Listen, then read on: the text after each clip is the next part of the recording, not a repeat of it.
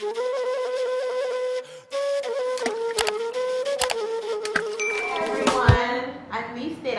I'm Sonia Mitomo. And we are AfroSistas.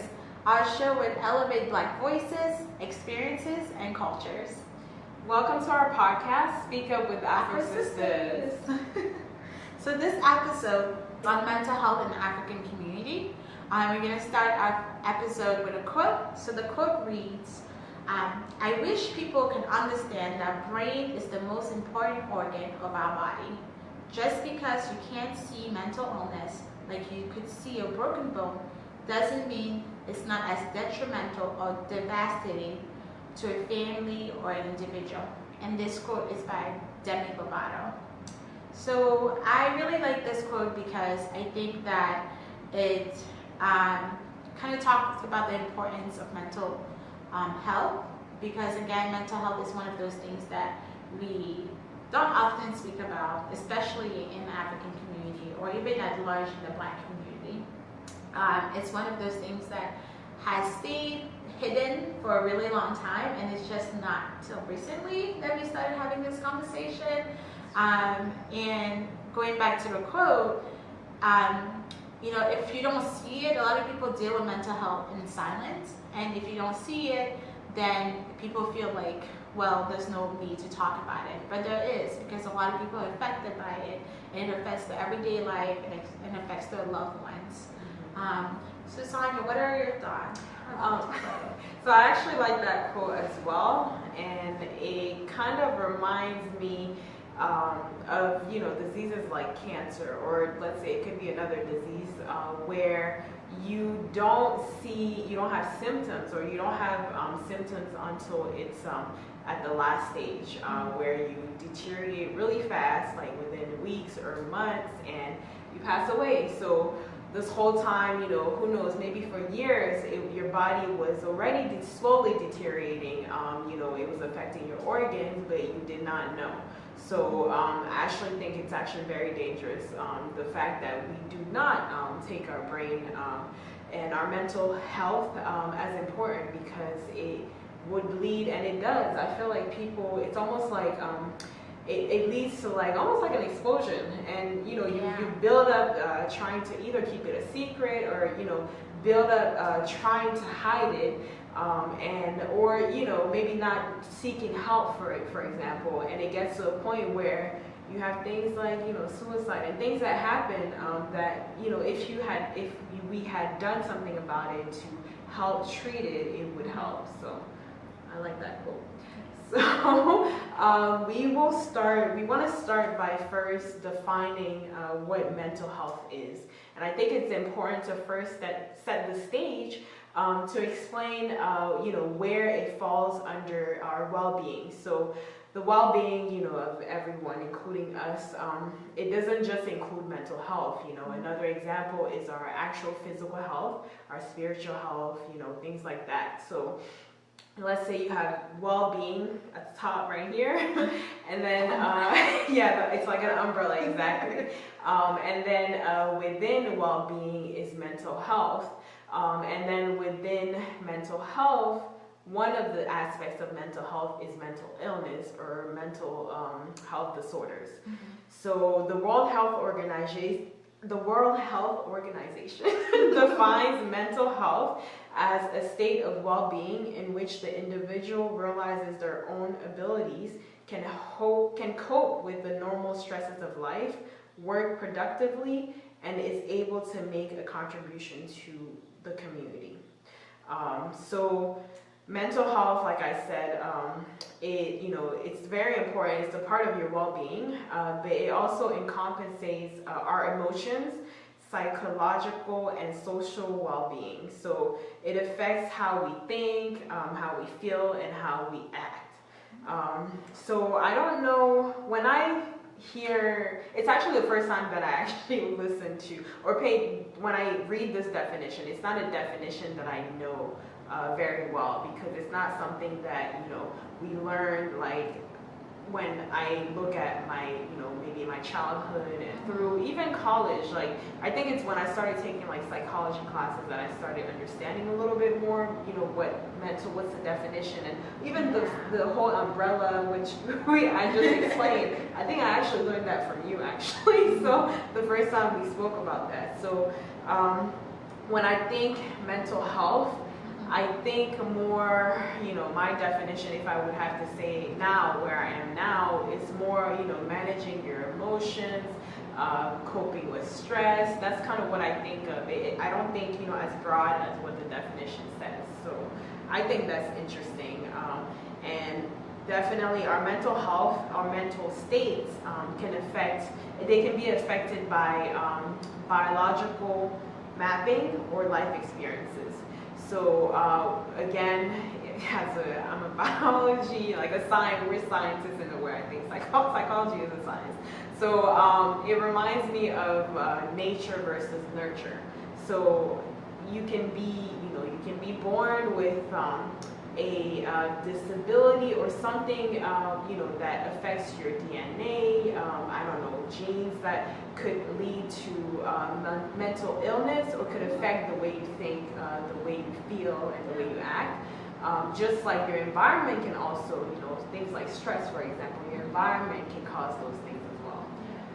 So, yeah. So, like Sonia said, mental health has different facets. And like I am in the mental health field, so I'm a mental health professional. So I have gotten to understand a little bit more about mental health, but growing up, I didn't know a lot about mental health. And I don't even think, like, I often, I watch like CSI and those things, and they talked a little bit about it, and I would be like, oh, it's just like, talking about your mind, like in general, like mental health is about like your mind and like what people think, and like you read people's mind. that was like, yeah, like that was like for me what mental health is like. Oh, yeah. Like, and I get that a lot actually when I say to people that I'm a mental health professional, and they're like, can you guess what I'm thinking? And I'm like, no, I'm not a mind reader.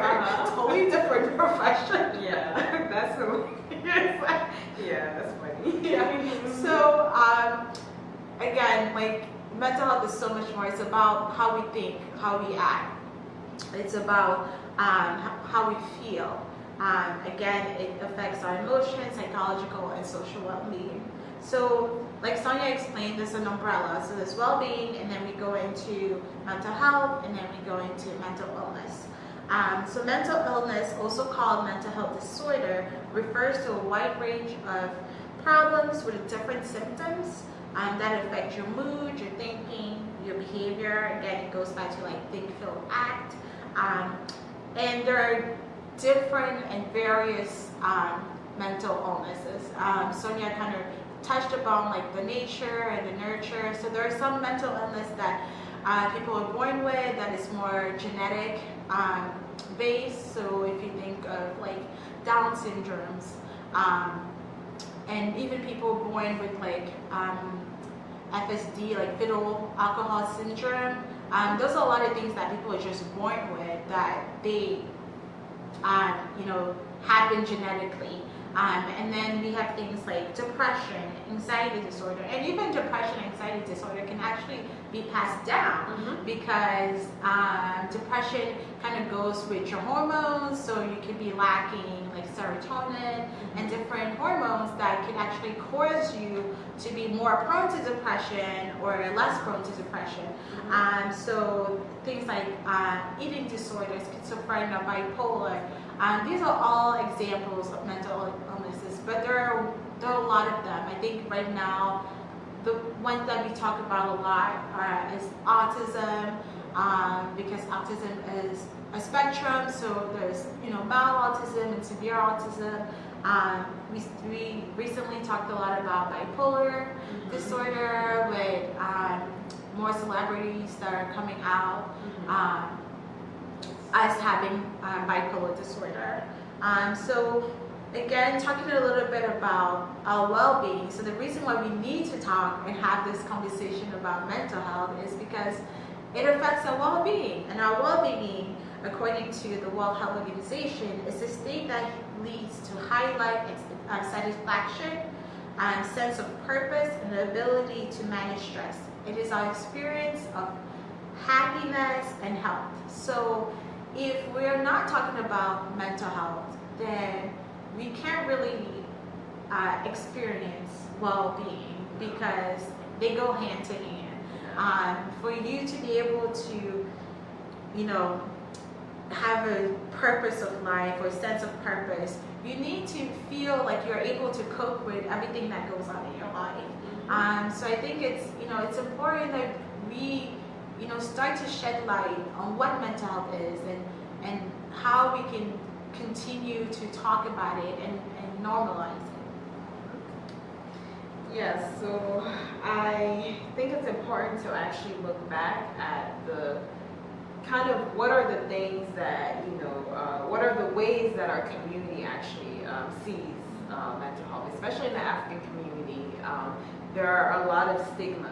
I would say more stigmas in the Black, and more so, I think even more in the African community. So I think it's important to state, so stigma is a strong feeling of disapproval that most people feel in society about something. So in this case, we're talking about mental health. So it's a strong disapproval of mental health, of mental illnesses in our African communities. So this stigma can take many forms in our communities, and it often involves extreme prejudice and discrimination. You have stigma that can be, you can see it, there are two different types of stigmas that we're going to talk about. You have the public stigma and self-stigma.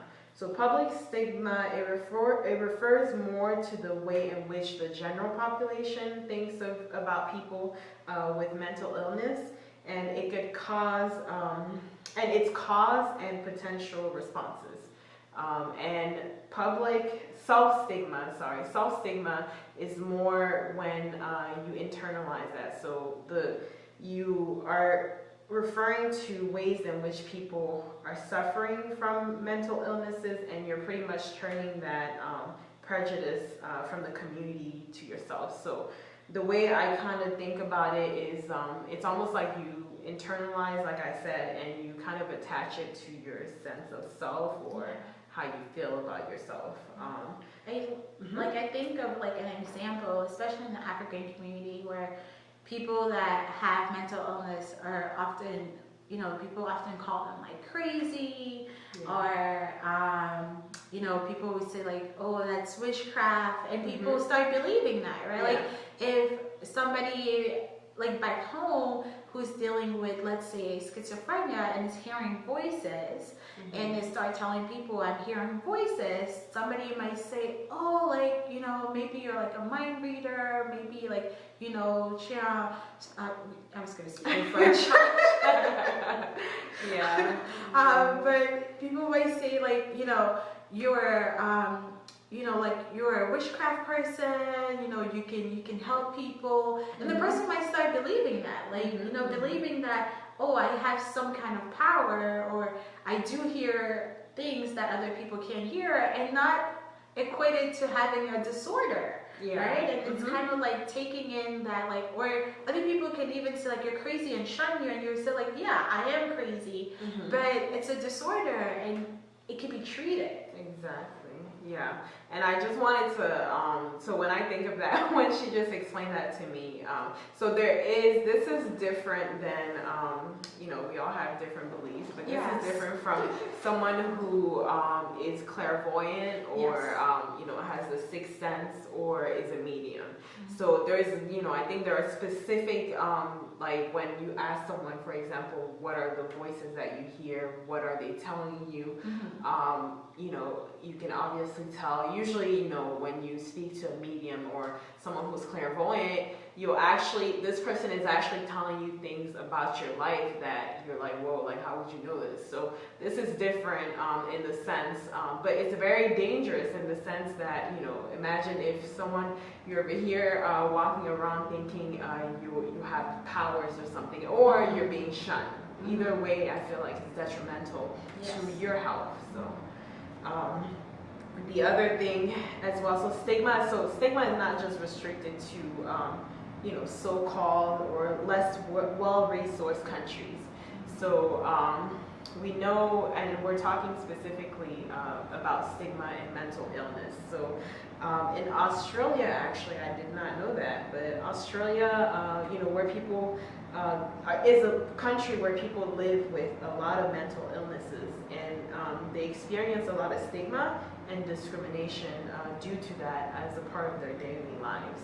So we all know, Australia, I think I would consider it as a developed country. So just knowing that, it's actually shocking. I did not know that. It's interesting that, it's not, again, it goes back to how society views it. So if, your society or your country, the way these norms or these stigmas are created, if those stigmas are not broken, it just continues to be reinforced. And stigma does not only happen to less resourced countries. Even here in America, there's a lot of stigma surrounding mental health, and so stigma does happen in all communities. But I think that it is stronger in less resourced communities because you just don't talk about it. As we're getting ready, one of the things that I read was that in the African nation, only 5% of their health budget is allocated to mental health, and I was like, 5%. That's I was like, what is that? Is that number? I wonder if it's not even lower. The actual number is probably it was from the World Health Organization, but that was over all of the African nations. So some places. I'm sure if you look at individual countries, some places might not even allocate money to mental health, and that's a problem because even if you think of moms that go in the hospitals and you give birth, afterwards a lot of moms experience what we call postpartum depression, and that's a normal part of having a baby and going through the pregnancy journey and being a mom. And imagine if there's no money allocated for you to talk to a counselor after you've given birth. How detrimental that is, that somebody's not checking on you and making sure that you're okay. So that number really shocked me. I was like, 5%, 5, this number. So 1 in 5 person in the United States experiences mental illness. And so I was looking at numbers in the world, especially in African countries, but I couldn't really see because again, there's not research on it. And I think even when we talk about how to end stigma, we need to do the research, right? That's going to be a way that we end stigma. It's knowing how many people in each African nations are affected by mental health, because I'm sure a lot of people are affected by mental illness. We just don't know because there's no research on it. There's no way of tracking it and stuff like that. Yeah. So it's that number to me, it's not as shocking. I mean, where you guys know we're from Cameroon. I didn't grow up there, but when I think about Cameroon, first of all, we have to think about the basics. In terms of health, we know mental health it's included in the basics. It's a part of well-being. But just to give you some perspective, we're struggling in terms of, having an adequate medical system to begin with. So sometimes it would be even hard to find a hospital. I don't even know I've never seen an ambulance. I know there might be some, but I've never seen any. There are some. I actually have never, I know there are mental health hospitals, but I've never seen, it's not, or even counselors, I've never heard of these. I still have, I have family in Cameroon, we talk about these things, that's not something that you talk often about, and it's because it's not available. So it makes sense. Like their needs are different, but they're still being affected by mental illness and mental, anything related to your mental health, how you can maintain it, or improve it. So I think, that's unfortunate, but again, it's, a point where we can improve and do things to help bring awareness. As you mentioned, depression, postpartum depression, I think it's important to point out that depression, in general, it's the leading cause of disability worldwide. And to me, again, it reminds us why it's so important to take care of our mental health and bring more awareness, bring more resources all over the world, because I feel like it affects everyone. I feel like depression, there's different types of depressions. Yes. Or different intensities. I know there's like different terms too, if when you have slight depression or like really severe, severe depression. I feel like if I look at my life, there are moments when I felt like I was depressed. So I may not have gone to the doctor. Actually, one time the doctor, I did a screening. They do these screenings, I think sometimes when you do your physical mental health screenings. And then one time she asked me if I wanted to get medication. So there are times when, you're going through a lot of things and it's hard for you to handle. And you might need help. So it could be something temporary, or could be something that you have to deal with or that you've dealt with for your whole life. So again, it's important for us to really bring this topic forward. And I know as African people, we don't sometimes want to look and admit it, because we do it. You have your thoughts, you have your alone time, you think about these things, but oftentimes we don't want to admit it. So it's very important. And the other fact that I want to bring up as well is the statistics on suicide. So suicide is the second leading cause of death among 15 to 29-year-olds. That's shocking to me. I mean, I can understand a little bit why it's so high, but it's still shocking because, and again, it brings the whole point of why it's so important. We need to figure out there are things that we're doing wrong, and we need to change that, because if suicide affects and kills so many young people, what generation are we looking towards? We need what we've been doing before has not been working. So if you can, what are your thoughts when you hear that statistic? So my thoughts are that 15 to 29 years old is really when we're really discovering ourselves. So like if we think of kind of like developmentally, like 15 years old are really starting to kind of develop a sense of self-identity. And even if you think like about like kind of your brain maturing, your brain statistic shows us that your brain doesn't mature till like well over like when you're like 25 and more.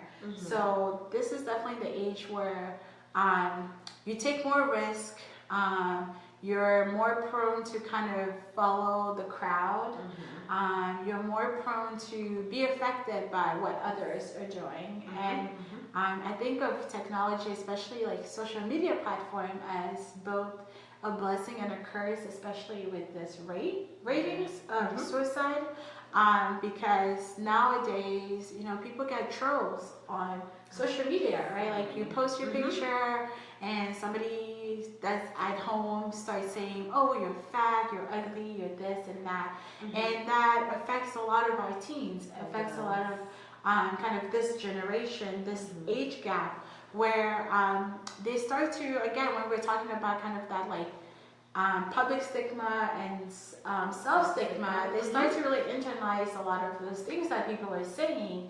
And oftentimes, again, what happens with mental health is they don't talk about it with others. Their family never knows until, suicide is committed or an attempt to suicide is made. And again, this is like, I think why it's important for us to talk about this. Like, it's not okay, and for people that are going through those hard times, you know, that they're not alone. Because I think for a long time, people think they're dealing with this alone. So they feel like nobody would understand what I'm going through. Nobody would, you know, kind of know my pain or be able to help me. And then they think like, you know, again, we need to be able to talk about this so that people know that this is going on. They're not alone. They're not going through this alone. That other people are going through this, and that, you know, there is help out there. Like, there are professionals that can help you. There are support groups that can help you. There's so much help out there, but we don't talk about it, especially in the African community. Yeah, we don't. And also, I mean, especially talking about this demographic, this age group, it reminds me, you know, I think cyberbullying has a lot to do with that. And, you know, the amount of kids, even kids younger than this age, I've heard, you know, of stories of, you know, whether it was because, you know, they came out or, you know, they were, whatever the cause was that, you know, people were bullying them. It's just, I mean, it's just terrible, and we need to not only be able to help them, be able to make them feel safe and make them feel like suicide is not the, you know, that's not the option. You have other options, but also be able to change. Again, it goes back to really like times are changing. Like, things are changing. Kids these days have more access to technology and things like that. And we need to do better. I almost feel like we need to catch up to that, you know, how fast this is, you know, growing, and definitely adapt this mental health aspect to it as well. So, I think it's important to, for us now to talk about what are some ways to normalize that. I think that's one of the biggest issues why there's such a huge stigma, especially in the African community, because it's not something that's talked about. It's not something that's seen as, you know, either normal or okay, and there's resources or solutions to it. Yeah. So I think a big way to normalize it is to invest in it, right? Like we talked about, kind of, you know, how in African nation, according to the World Health Organization, only 5% of the overall health budget goes to mental health. And it's like, if you're not allocating money to go to these resources, how are people supposed to get the help they need? How are people supposed to find the resources? How are people supposed to be able to do research on these on mental health or the different mental health disorders that are affecting the population? So again, we need to invest in the funds that are going to bring front, like, increase awareness, reduce stigma, you know, efforts to increase the quality of mental health. I think you said earlier, like, oh, I don't even know if there are any, like, psychiatrists back home, you know, because I've never heard personally, right? So I remember growing up, we'll hear about, like, the Centre Jameau, which is one of the psychiatric hospital in Yaoundé. I don't know if I only know the one in Yaoundé. I don't know if there's one in Douala or other places in Cameroon. But when people talked about the Centre Jameau, which is a psychiatric hospital in Cameroon, they talked about it like a prison. Like, it was like, you don't want to go to the Centre Jameau because it's where crazy people go. Like, and like, I was like, wait, what? And it wasn't until I grew up that I felt like, it's a psychiatric hospital. Why are we talking about this? Like it's like a jail. Like, people that need help are going there. We shouldn't be talking about it like it's a jail. That is not okay. Like, again, that goes to, like, normalizing that it's a hospital. Like, a psychiatric hospital is a hospital. It's just like you going to the CSU in Yaoundé or any other hospital. It's not like, oh, you're going to a jail. It's not a jail. It's a hospital. It's a hospital for mental health disorders. So, like, we shouldn't be talking about it like it's something else. So again, it goes back to kind of like, we need to allocate funds to that. Like, allocate funds to, and I know that people would talk about, you know, that hospital as a jail because it looked like the jail. I'm sure. Like, I'm sure. it looked like a jail. Terrible. Like everything in there was old and dingy, and Uh-huh. you know, people would, you know, when you go there, you see people tied up and things like that. Like it literally looked like a jail. Yeah. Again, because no funds are allocated to that, and you know, people often give the example of that. You know, we have too much other crises going on in Africa to allocate money to this because like there's hunger, there's this and that, like money needs to go to those like things that are so much more important. And I'm like, what are you saying? Like, this is really important. Like, mental health is part of our well-being. Yeah. So a lot of like, you know, depression, right? Again, like if you go back to depression, who is one of the world leading in disability, one of the disease leading in disability. If you go back to that, like, and thinking about that, it's like, so you're having depression, you can't get help for it, and then you end up going to the hospital because you held on to the depression that has caused other problems for you, right? And I think about people that have oftentimes like stroke, right? Because stroke is often manifested because you held on to too much stress, basically, and your body doesn't know what to do with it, and one of your veins pop, right? And I'm thinking, like, if you were able to manage that stress by going to a mental health professional, you could have reduced your chance to have gotten a stroke. Especially, there are people that have gotten strokes at like 30, like younger than that, and that's like, it's so devastating. Yeah. And it's like, again, it's because of the mentality that we have that no, money shouldn't be allocated to mental health disorders. I should go to other things. No, it should be allocated because oftentimes mental health disorder is kind of creates a ripple effects to other disease. So again, we need to, money is a big factor on how we normalize it. You know, we need our government, investors, whoever, to allocate more money to mental health. Yeah, I couldn't agree with you more.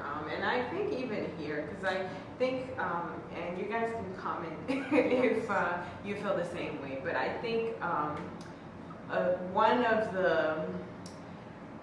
the things that prevents us, some of us in our community, Black, African, is also the idea that our insurance is not going to cover, or it's more expensive. Like, I feel like people see, you know, therapy and seeking, you know, whether you're going to a counselor, a psychologist, a psychiatrist, whichever one you need, almost like as something that, you know, people who are wealthy or people who are, you know, okay financially are able to do. Almost like it's a like a luxury in a way, but it's not. It's a right that I think everyone has the right to do to, you know, be able to have access to those resources. So that has been my personal experience. You know, like I said, I grew up here. That has been the idea that I had. I remember it's only a few years ago that I started did therapy for the first time ever.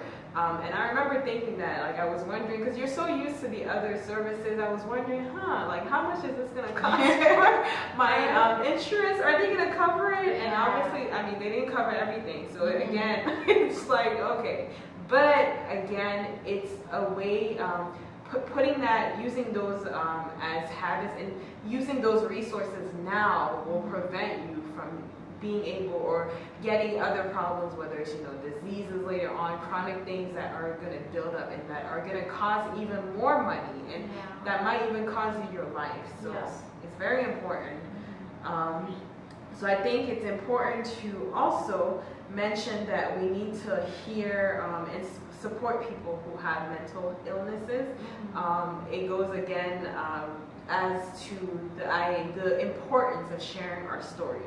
So whether it is the person who has the mental illness or even family members, like I was thinking, even when you know, you're a parent who has a child who has a mental illness, you know, we tend to think you need to keep it covered, or I don't know, almost like keep it a secret, or just not share. People can be aware of it, but you kind of tend to reduce the conversations. Like, you don't want to talk about it too much.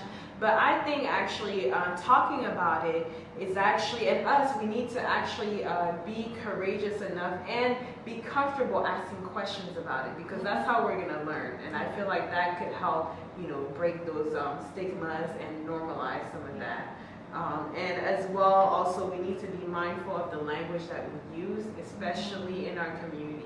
We tend to Africans, we tend to just speak and we don't think. So we just speak whatever comes out of our mouth. You guys know what I'm talking about. Like, you'll see something, you have to think, especially I'm talking, you know, and even the older generations, like our parents' generation, I think it's everyone. Like, we need to, you know, just be mindful of what you say, the words that you use. I know here, one thing I've realized is that people, there's certain derogatory terms that I've noticed over the years in the United States that people are more mindful of not saying. So don't say that anymore. I'm not going to mention them. I mean, it's similar to crazy. Like, when you say someone's crazy, I think that's a derogatory term in terms of, you know, talking about mental illness. Because it's not that you're crazy. Like, that's like, So just be mindful of that and the other terms that we use, because it's just perpetuating, I'm having a hard time pronouncing my words, perpetuating the stigma and, you know, the negative, you know, stereotypes that we have of, you know, mental illness. And it's just, to me, it's making us more uncomfortable to talk about it. Like, stuff like, you know, even when you talk about suicide, feeling like nobody's going to understand you. Of course, if you're over here laughing and making fun of something I'm having trouble with, I'm going to think that you can't help me. You're just going to make me feel bad, even worse about myself. So, yeah, that's terrible. So, for me, my final thoughts for this episode is that we need to see mental health as important as our physical health. We need to see them really join side by side, because they are really joined side by side. I think, you know, Sonia, you gave the example of going to like the doctors, and the doctors giving you, you know, a screening about like how are you doing mentally, or kind of asking you questions that are leading to your mental health, like how you're feeling mentally, because it affects our overall well-being, right? Like, when we talk about our well-being, that encompasses physical and mental health. And so we really need to really start looking at the importance of that, and not just looking at the importance of physical health. Because physical health is great, but again, our brain is one of the most important organ. Like, if your brain doesn't function, nothing else functions. So, and we need to take care of our mind and take care of ourselves. So, again, that is my final thought for this episode. So me, I'm just gonna add a little bit more. So I just want to tell you who's listening, just know that your vulnerability is actually a strength. There's a quote that I love, or a saying that I found that I love recently, is that in your vulnerability, when you share your vulnerability, you find freedom. And I personally agree with that. There's a certain way when you connect, trust me, when you share certain things, and you can test it, when you share, and hopefully it's with someone who's honest, or people who are honest, when you share certain things about you, or when you watch, like, I've watched YouTube videos, I've read books, read articles where someone shares something very vulnerable about themselves, and you're like, wow, like, I feel that way too. So trust me, you're not alone. There are other people who are going through whatever you're going through. And I just want to let you know it's okay. It's okay to not be okay. And there is help out there. So just, try your best, whether you know someone who is going through it or you're the person going through something and needs help in terms of, mental health. Definitely seek help. Reach out, try different things. You have to try different things so that you can get a better result and be healthier. So, yeah, that's all I would like to say. So we hope that this conversation will spark more conversation about mental health in your community and help end the stigma surrounding mental health in the world. We'll see you guys on the next episode of Speak Up with AfroSistas. Bye. Don't forget to subscribe, like, and hit the notification bell, and also comment and share.